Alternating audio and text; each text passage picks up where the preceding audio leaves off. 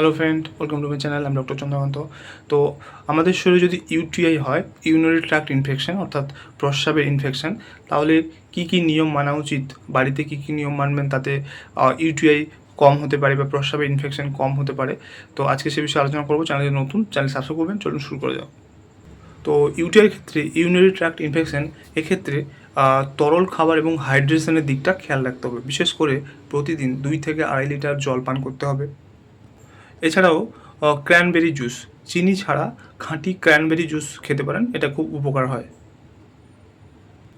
এছাড়াও ডাবের জল হচ্ছে প্রাকৃতিক মূত্রবর্ধক হিসেবে কাজ করে এবং এটি শরীরকে ঠান্ডা রাখতে সাহায্য করে।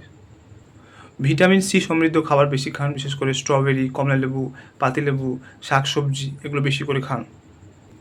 ইউটিআই হলে, প্রস্রাবে ইনফেকশন হলে প্রোবায়োটিক যুক্ত খাবার বেশি করে খান, বিশেষ করে টক দই, এগুলো কিন্তু ইনফেকশন কমায়।